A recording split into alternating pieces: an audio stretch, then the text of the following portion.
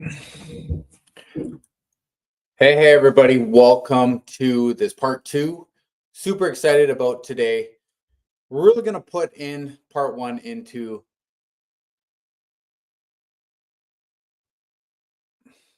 Hold on. I don't know what happened here.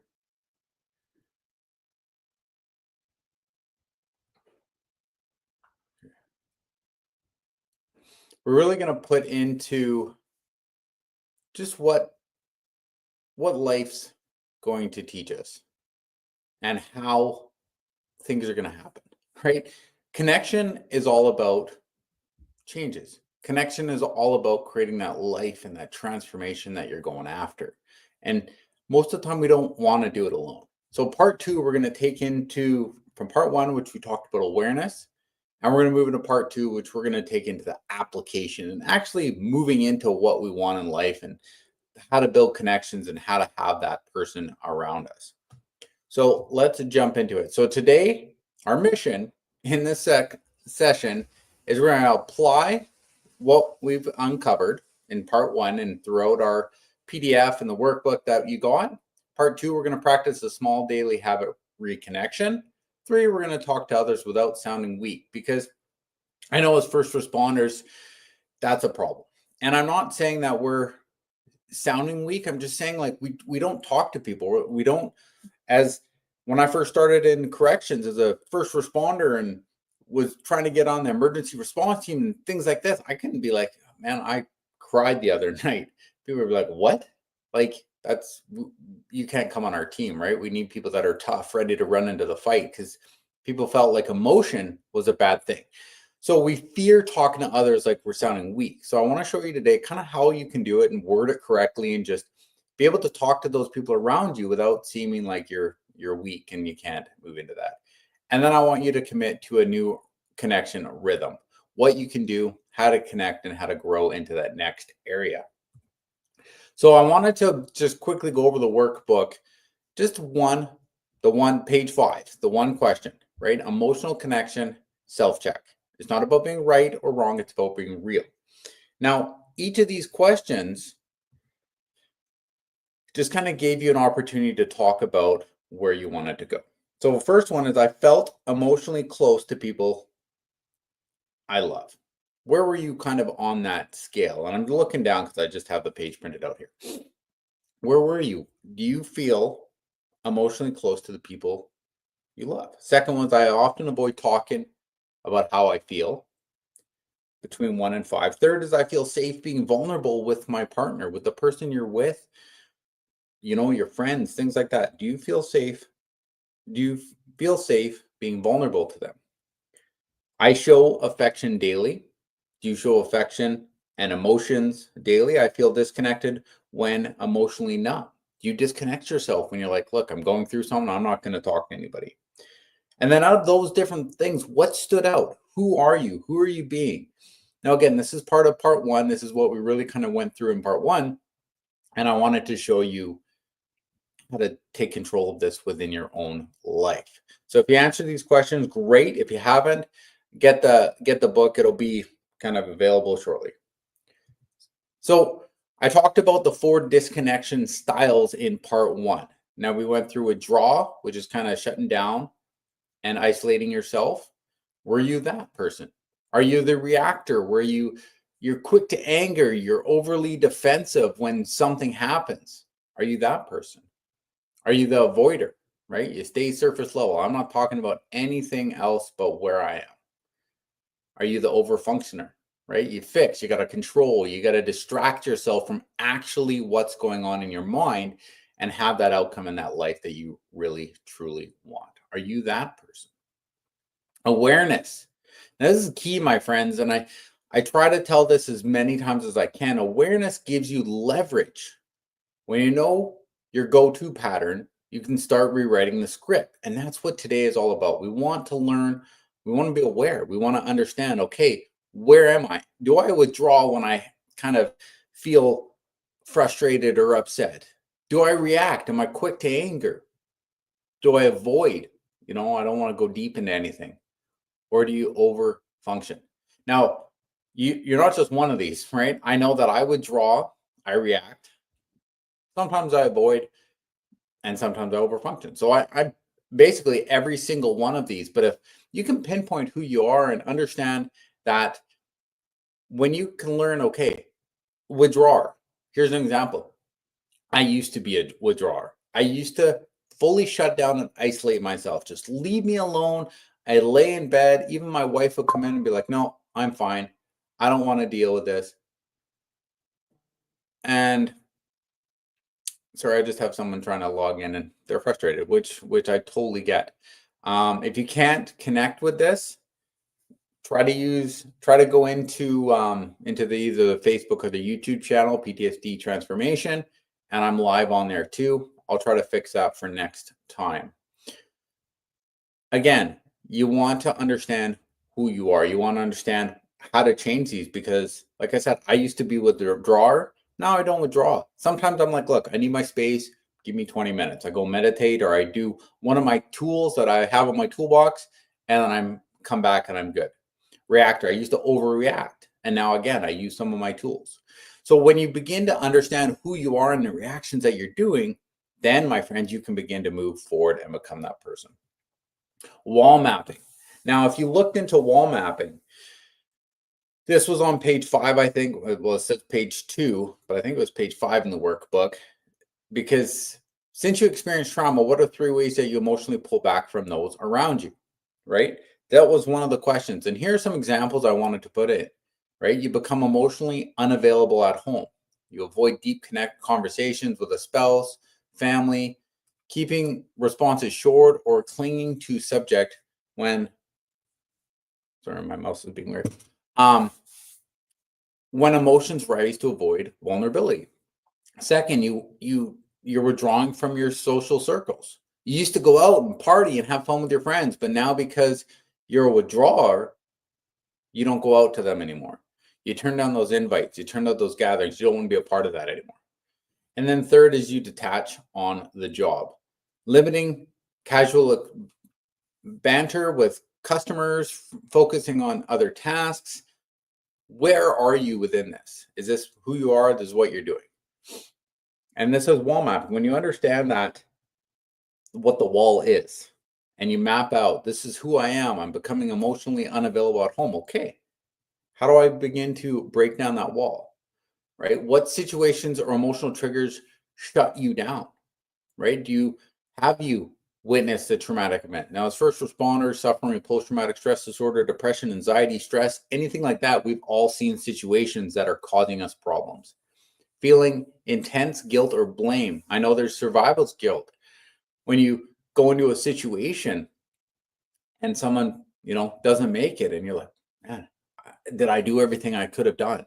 Should I have done more? Where could I have transferred this? And this begins to eat at you, experiencing sensory overload, right? Flashing lights, loud sirens, chronic voices, urgency all at once can really overwhelm our nervous system. What's happening? Where are we going? What's going on? This is very frustrating to kind of get around. So since experiencing trauma, what are the 3 ways you've emotionally pulled back from those around you?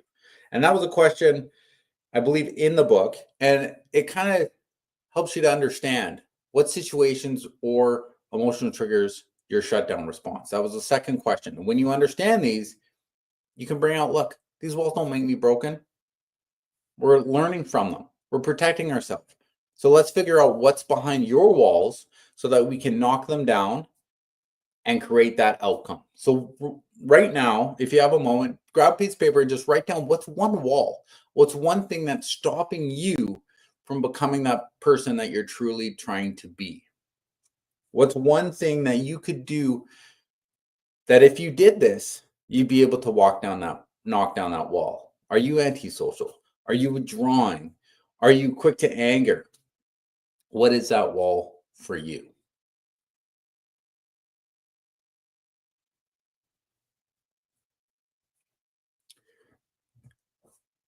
And what makes you feel safe?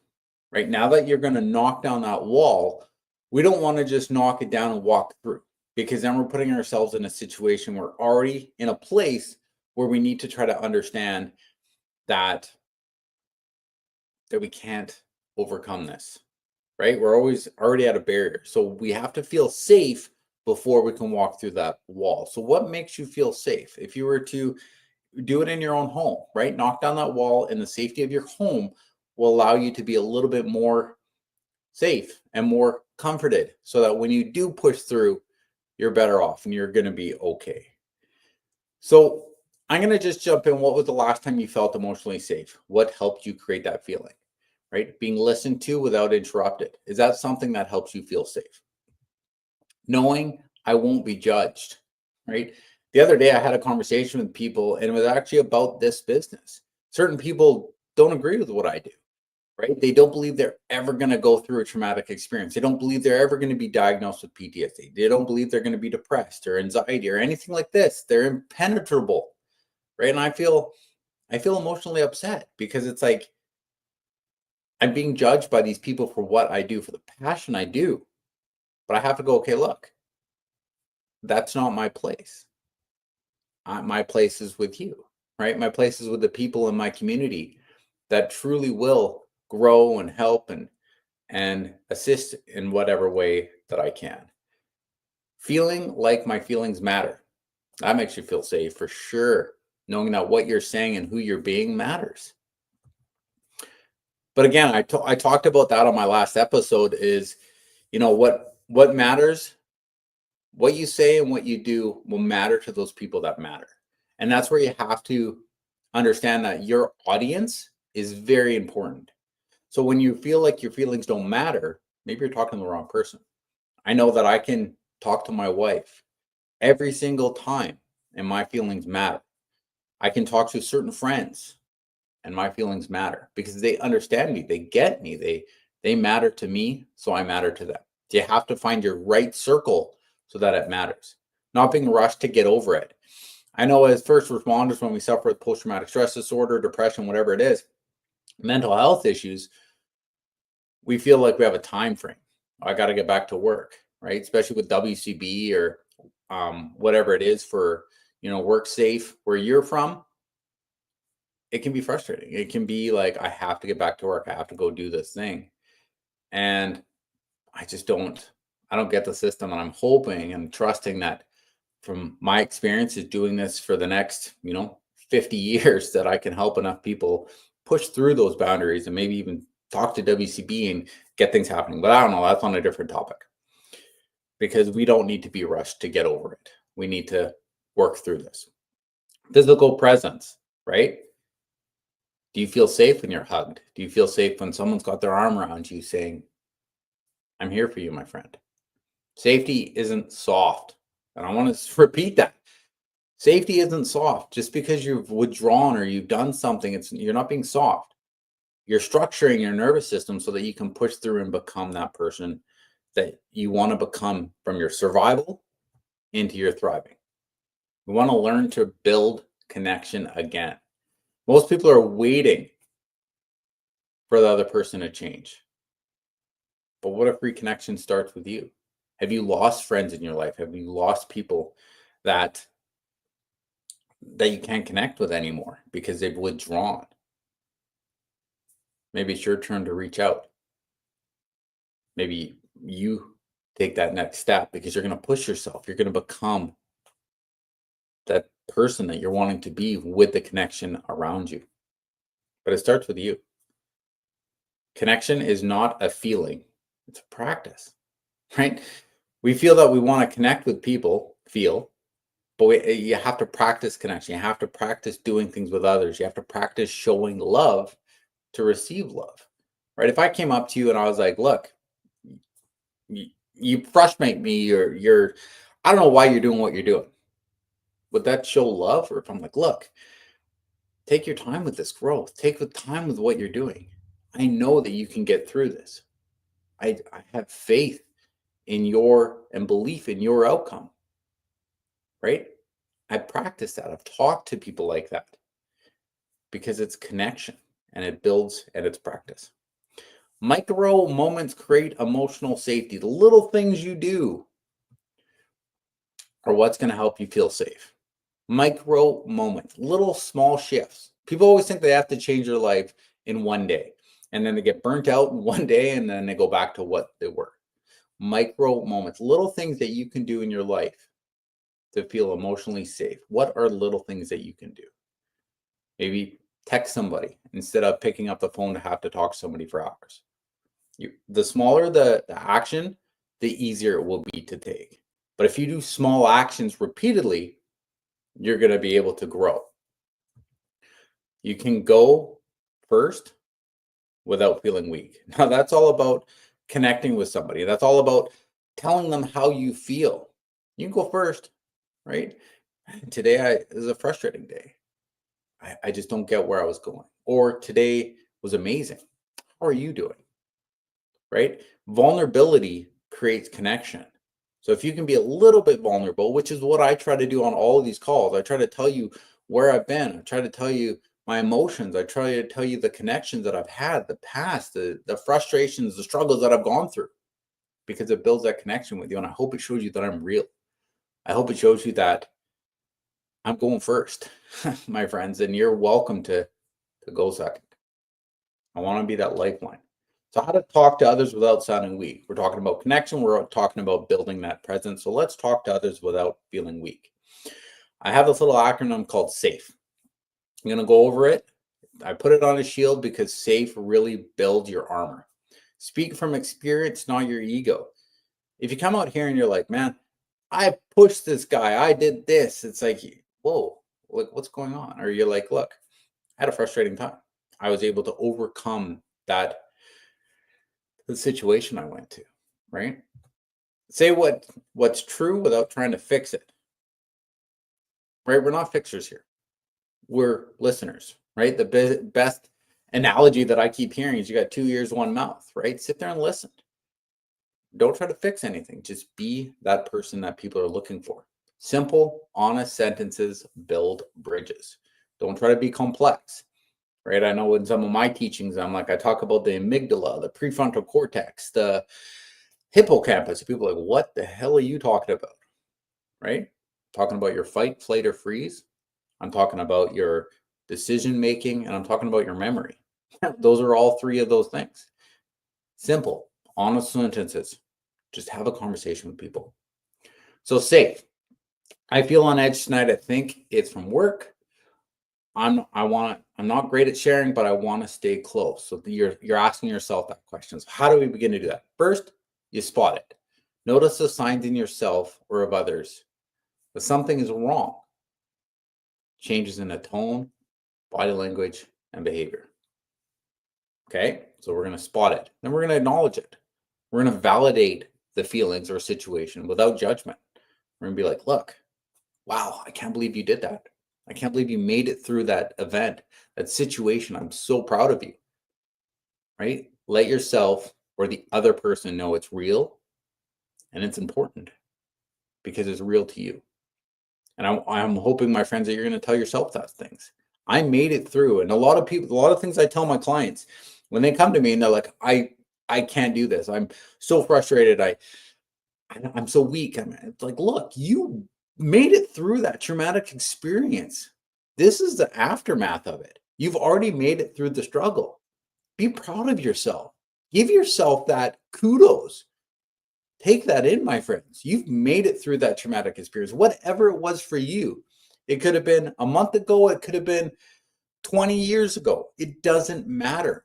You made it through, and see that as a huge win and a strength building situation for you.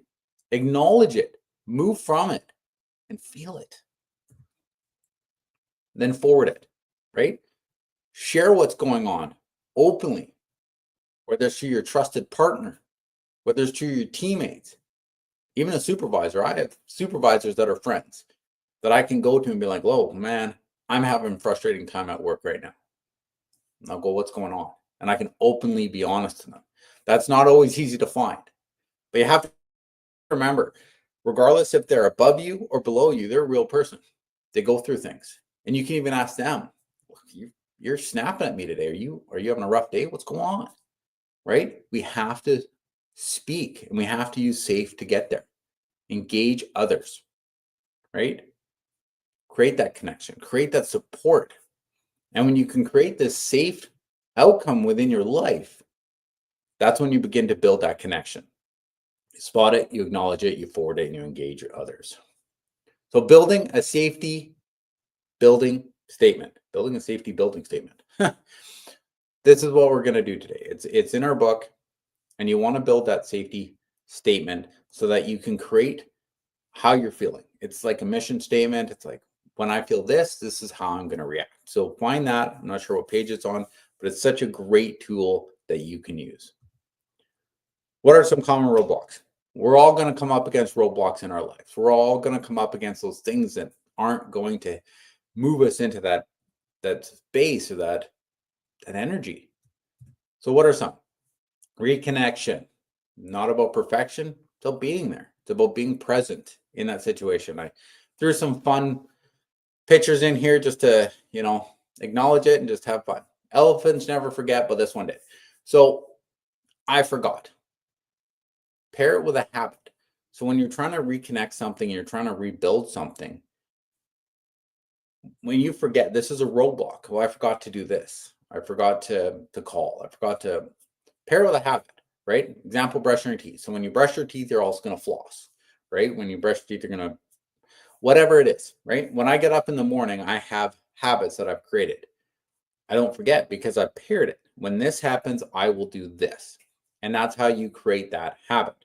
Second is they don't respond, right? A lot of people, that'll happen. You'll reach out and be like, hey, how you doing? Hope you're doing well today. And there's nothing. Crickets, right? Nothing happens. So you have to begin to give them space and allow them to know that you are available. I understand that you don't want to talk today. That's fine. I'm just checking in. I'm here for you when you're ready.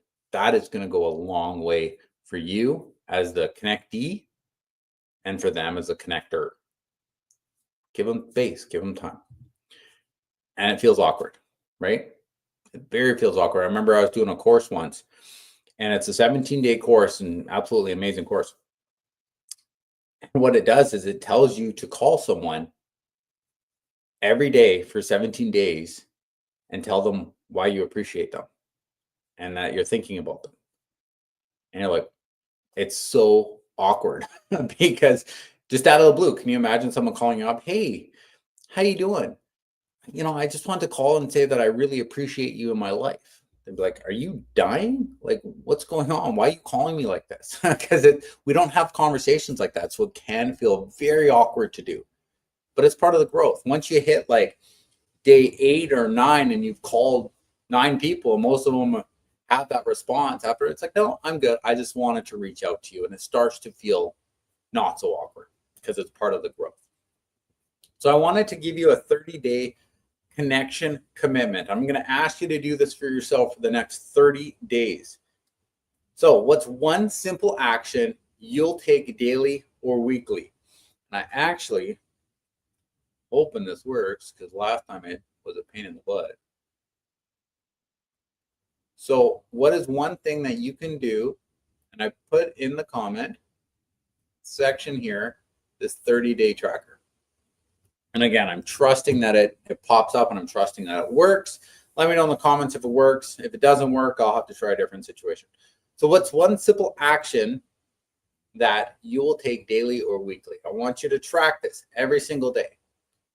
And on a sentence, weekly check-in, or a silent 5-minute reconnection, right? Are you going to write an honest sentence for yourself every day? Are you going to do a daily check-in or a weekly check-in or a silent reconnection? Pick something that's one simple action that you can do that's going to help you grow into that next connection that you're looking for. Because my friends, your wall, it doesn't define you. Your effort to connection does. And when you put the effort out there, that's when you're going to create that outcome. That's when you're going to create that life that you're longing for. So I want to start something because we're all about connection.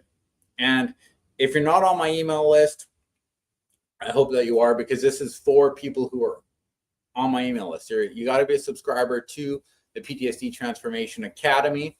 And what I'm going to do, I'm going to send it with the email tomorrow. So if you're not on my emails, put the email in the comments. I'm going to do a coffee connection every month. We're going to spend one day for about 20 minutes. We're going to do it at like 9, 10 o'clock in the morning. And I'll send you an email a couple days before. And it's just going to be a Zoom call. We're going to sit, we're going to have coffee, and we're going to talk. We're going to connect. You don't have to have your camera on. There's no rules to this. We want to sit and just talk and have coffee. So I'm going to be doing that for you. I'm going to call it the Transformation Cafe. So I'll send you the email. We're going to start this once a month so that we can truly begin to reconnect with each other and create that outcome. Absolutely free, no cost at this time. Okay. This is to brew stronger bonds 1 cup at a time. So again, if you're on my email list, awesome, which means you would have got emails about this. So come join. The next event that I'm going to host, we're going to talk about triggers, how they hijack your brain, the different situations that you're going to be put through and things like that. I am going to delay it 1 month. I'm going to start doing my events every other month because I want to dive a little bit deeper. I want to go really strong into each of these events so that you get more out of it. And I think if I take a month instead of like less time to create it, I think it's going to be so big. So October 4th is going to be my next event.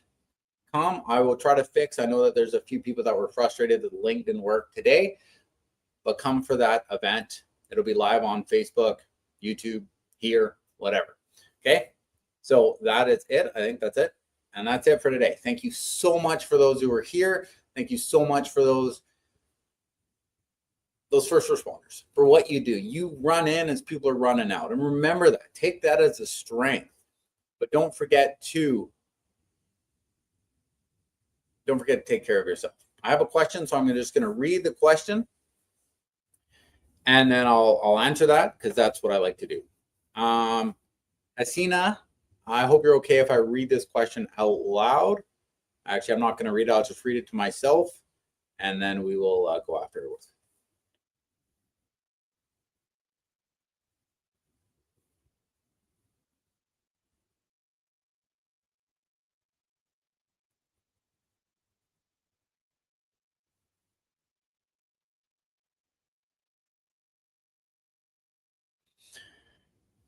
That is a very, very common when it comes to, so basically the gist is the comment, someone's frustrated, had a loss in their life, and they're very avoiding contact. They don't want help. They're just basically leave me alone.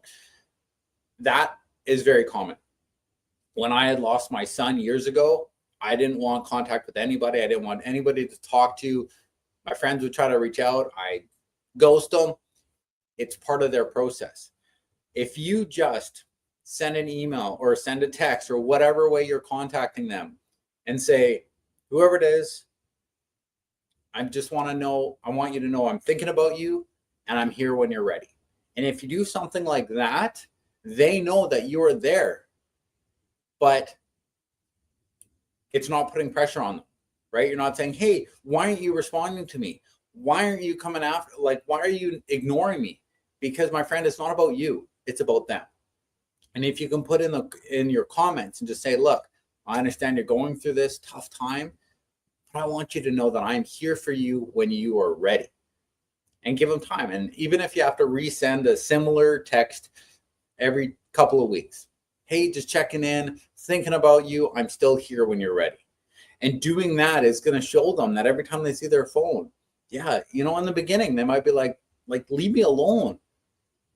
But there will be a time that they'll call you and they'll be like, thank you so much. Everything that you did there, it meant so much to me. You have to understand that it's their time. Everyone's on a journey on their own, and you can't force yourself upon anybody's journey because that will push them away. But if you say, look, I'm on the sidelines here. I understand you're going through a tough time, and I'm right here on the sidelines of your game. I will be here when you're ready to check off. And that's as much as you can do. You can't change someone that's not willing to change. You can't help someone that's not willing to help. Right? The example of that is like, I know a lot of people get into relationships and they're like, well, I'm going to change this person. After we get married, they're going to change. You can't change someone that doesn't want to change.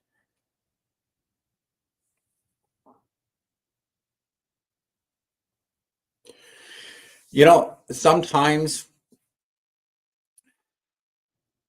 you might have to take the understanding, right?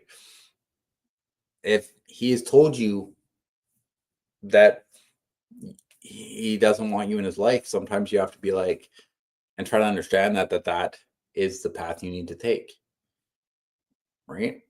I understand that you care about this person, and I understand that you want to be there for them, but you can't help someone that doesn't want the help. You can't be there for someone that's saying, look, I don't want to be a part of this anymore.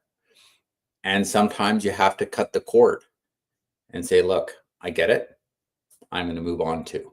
And that's one of the hardest things to do, right? It's going to be hard because basically when you sever a relationship, it's like someone is dying, right? That's the worst example I can give. That part of you is gone. And unless you have to learn to kind of piece it back together moving forward. And that's what a lot of people go through when they are in a relationship. Relationships sometimes break from one person, not both. And one person is hurt, and they have to learn to grow. So I suggest that, you know what, if they've asked you to kind of say, don't contact, maybe it's time to move forward and really take care of yourself, because when you take care of yourself, others will come to you. So that is it for today. I appreciate you all. I hope that answered your question.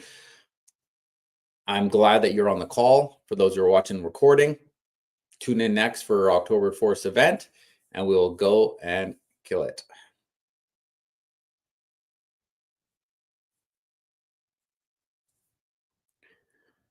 Absolutely. You are grieving for a person that is alive, and it's very hard to do, but you have to do it. All right. Have a great rest of your day.